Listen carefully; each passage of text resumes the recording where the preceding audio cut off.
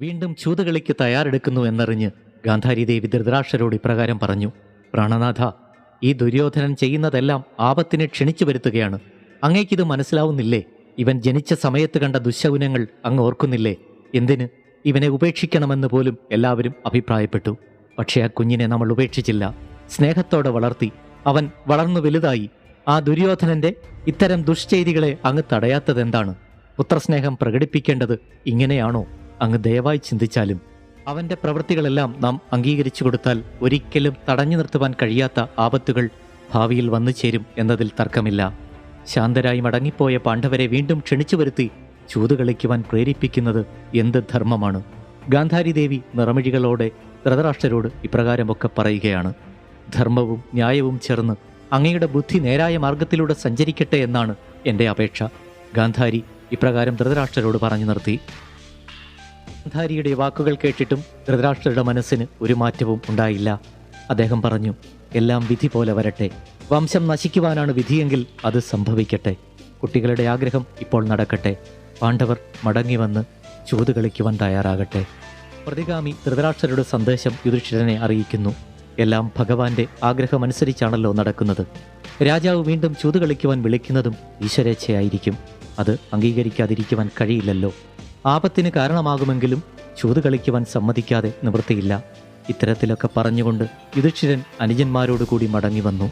ശകുനിയുടെ ചതിപ്രയോഗത്തെപ്പറ്റി നല്ല ബോധ്യമുണ്ടായിട്ടും തനിക്ക് ജയം കിട്ടുകയില്ലെന്ന് നല്ല നിശ്ചയമുണ്ടായിട്ടും രാജാവിൻ്റെ നിയോഗമനുസരിച്ച് യുധിഷ്ഠിരൻ ക്ഷത്രിയ ധർമ്മത്തെ ഓർത്ത് ചൂതുകളിക്കുവാൻ സമ്മതിക്കുക തന്നെ ചെയ്തു. അങ്ങനെ ചൂതുകളി വീണ്ടും രാജസദസ്സിൽ ആരംഭിക്കുകയായി. ശകുനിയാണ് വീണ്ടും കളിക്കുന്നത്. കഴിഞ്ഞ ചൂതുകളിയിൽ നിങ്ങൾക്ക് നഷ്ടപ്പെട്ട എല്ലാ സമ്പത്തും ധൃതരാഷ്ട്ര മഹാരാജാവ് മടക്കിത്തന്നു. പക്ഷേ ഇത്തവണ മറ്റൊരു കരാറിലാണ് ചൂത് കളിക്കേണ്ടത്. ചൂതിൽ നിങ്ങൾ തോൽക്കുകയാണെങ്കിൽ 12 വർഷം വനവാസം, 1 വർഷത്തെ അജ്ഞാതവാസവും, ജനമധ്യത്തിൽ അജ്ഞാതരായി താമസിക്കുന്ന കാലത്ത് ആരെങ്കിലും തിരിച്ചറിയുകയാണെങ്കിൽ 12 വർഷം വീണ്ടും വനവാസം. അങ്ങനെ 13 വർഷത്തിനു ശേഷം മടങ്ങി വരുമ്പോൾ രാജ്യം പങ്കുവച്ച് 2 കൂട്ടർക്കും അനുഭവിക്കുകയും ചെയ്യാം. ഈ കരാറിൽ മേൽ ചൂതുകളി ആരംഭിക്കാം. ശകുനിയുടെ ഈ കരാർ കേട്ട് എല്ലാവരും ഭയന്നു. അതിൽ പ്രതിഷേധിക്കുകയും ചെയ്തു. ശകുനിയുമായുള്ള ചൂതുകളിയുടെ ഫലം എന്തായിരിക്കുമെന്ന് എല്ലാവർക്കും അറിയാമല്ലോ. എങ്കിലും യുധിഷ്ഠിരൻ പറഞ്ഞു, രാജാക്കന്മാർ ചൂതിന് വിളിക്കുമ്പോൾ ഒരിക്കലും പിന്മാറില്ല. അതുകൊണ്ട് അലയോ ശകുനി, നമുക്ക് ചൂത് കളിക്കാം. നിങ്ങൾ പറഞ്ഞ കരാർ ഞാനിതാ സ്വീകരിക്കുന്നു. അങ്ങനെ മറ്റുള്ളവരുടെ ഒന്നും പ്രതിഷേധത്തെ വകവയ്ക്കാതെ യുധിഷ്ഠിരൻ ചൂത് കളിക്കുവാൻ ആരംഭിക്കുക തന്നെ ചെയ്തു. അങ്ങനെ രണ്ടാമത്തെ ചൂതുകളി ആരംഭിക്കുന്നു. ആദ്യത്തെ കളിയിൽ തന്നെ ശകുനി ജയിച്ചു. ശകുനി കളിക്കുന്നത് കള്ളച്ചൂതാണല്ലോ. അതുകൊണ്ട് വിജയം തനിക്ക് തന്നെയെന്ന് ശകുനിക്ക് ഉറപ്പായിരുന്നു. യുധിഷ്ഠിരൻ തോൽവി സമ്മതിക്കുകയും ചെയ്തു.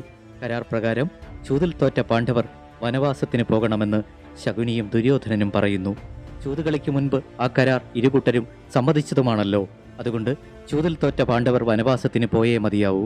അങ്ങനെ സത്യസന്ധരും ധർമ്മിഷ്ഠരുമായ പാണ്ഡവർ രാജകീയ വസ്ത്രങ്ങളെല്ലാം മാറ്റി മരപുരിയും മറ്റും ധരിക്കുന്നു. രാജകീയ പ്രതാപങ്ങളോടെ വാണിരുന്ന പാണ്ഡവർ ഇനി വനത്തിലേക്ക്, അതും 12 വർഷം. മരപുരി അണിഞ്ഞു നിൽക്കുന്ന പാണ്ഡവരെ കണ്ട് പൗരജനങ്ങൾ ഹൃദയം നൊന്ത് വിലപിക്കുന്നു. പക്ഷേ ദുശാസനൻ സന്തോഷത്തോടെ ആർത്തു ചിരിച്ചു. മഹാനായ ദുര്യോധനൻ ഇനി എതിരില്ലാത്ത ചക്രവർത്തിയായി മാറിക്കഴിഞ്ഞിരിക്കുന്നു. ഞങ്ങളെ പരിഹസിച്ച പാണ്ഡവരുടെ ഗതി ഇപ്പോൾ എന്തായി? തങ്ങളെക്കാൾ യോഗ്യരായ ആരും ഈ ലോകത്തിലില്ല എന്നതായിരുന്നു പാണ്ഡവരുടെ ചിന്ത.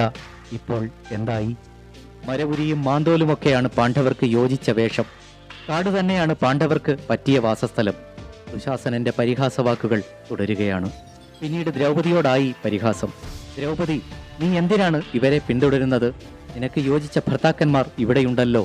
എല്ലാം തികഞ്ഞ ഞങ്ങളിൽ ആരെയെങ്കിലും ഭർത്താവായി സ്വീകരിച്ച് നീ ഇവിടെ തന്നെ വസിക്കുന്നതല്ലേ ബുദ്ധി? ദുശാസനന്റെ ഈ ക്രൂരമായ വാക്കുകൾ കേട്ട് ദ്രൗപദി അപമാനഭാരത്താൽ തല താഴ്ത്തി നിന്നു. പക്ഷെ ഭീമസേനൻ ഗർജിക്കുന്നത് പോലെ ദുശാസനനോട് പറഞ്ഞു, എടാ ദുശാസന, ശകുനിയുടെ ചതിയുടെ നേട്ടം കൊണ്ടല്ലേ നിങ്ങൾ ചൂതുകളിയിൽ വിജയിച്ചത്? എന്റെ ജ്യേഷ്ഠൻ നേർമാർഗത്തിലൂടെ മാത്രം സഞ്ചരിക്കുന്നയാളാണ്. അതാണ് ഞങ്ങൾക്ക് പരാജയം സംഭവിക്കുവാൻ കാരണം. എടാ ദുശാസന, യുദ്ധത്തിൽ ഞാൻ ഇതിനൊക്കെ നിന്നോട് പ്രതികാരം ചോദിക്കും. യുദ്ധത്തിൽ നിന്റെ മാറു പിളർന്ന് ഞാൻ രക്തം കുടിക്കും. അങ്ങനെ സംഭവിച്ചില്ല എങ്കിൽ എനിക്ക് പുണ്യലോകങ്ങൾ ലഭിക്കാതെ പോകട്ടെ. ഭീമസേനൻ തന്റെ പ്രതിജ്ഞ ആവർത്തിച്ചു പറഞ്ഞു. നീ ഓർത്തോളൂ, നിന്റെ മാത്രമല്ല നിന്റെ വംശത്തിന്റെ അന്ത്യം അടുത്തു കഴിഞ്ഞു. ഇന്നു മുതൽ 14 വർഷത്തിൽ നിന്നെയും ദുര്യോധനനെയും ഞാൻ തന്നെ വധിക്കുന്നതാണ്. ക്രൂരനായ കർണനെ അർജുനനും കപടബുദ്ധിയായ ശകുനിയെ സഹദേവനും സംഹരിക്കുന്നതാണ്. നിന്റെ കൂട്ടുകാരെ മുഴുവൻ ഞങ്ങൾ കാലപുരിക്ക് അയക്കുന്നതാണ്. ഇതു സത്യം, സത്യം, സത്യം, ഭീമസേനൻ ആത്മരോഷത്തോടെ പറഞ്ഞു. ഭീമസേനന്റെ ഈ വാക്കുകളെല്ലാം കേട്ടിട്ടും ദുർബുദ്ധികളായ കൗരവർ അവരെ പരിഹസിച്ചുകൊണ്ട് ഓരോന്ന് പറയുകയും ഓരോ പരിഹാസയാംഗ്യങ്ങൾ കാണിക്കുകയും ചെയ്തുകൊണ്ടിരുന്നു. പക്ഷെ അതെല്ലാം അവഗണിച്ചുകൊണ്ട് പാണ്ഡവർ അതാ വനവാസത്തിന് പുറപ്പെട്ടു കഴിഞ്ഞു. യുധിഷ്ഠിരൻ എല്ലാവരോടും യാത്ര ചോദിക്കുന്നു.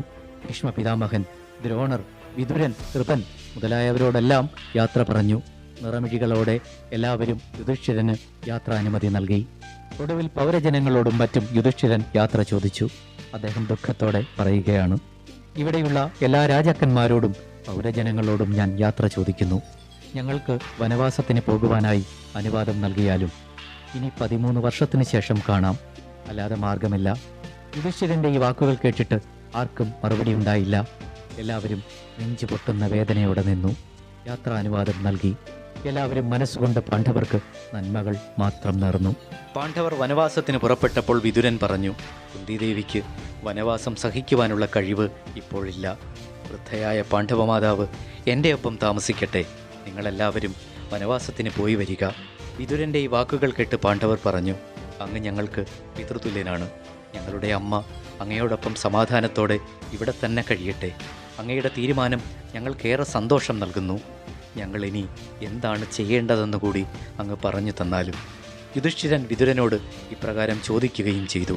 വിതുരൻ പറഞ്ഞു, യുധിഷ്ഠിര, ധർമ്മത്തിൽ ഉറച്ചു നിൽക്കുന്ന നിങ്ങൾക്ക് എപ്പോഴും ഈശ്വര സഹായം ഉണ്ടാകും. അധർമ്മത്താൽ തോൽപ്പിക്കപ്പെട്ടവർ ആ പരാജയം കൊണ്ട് ദുഃഖിക്കേണ്ടി വരില്ല.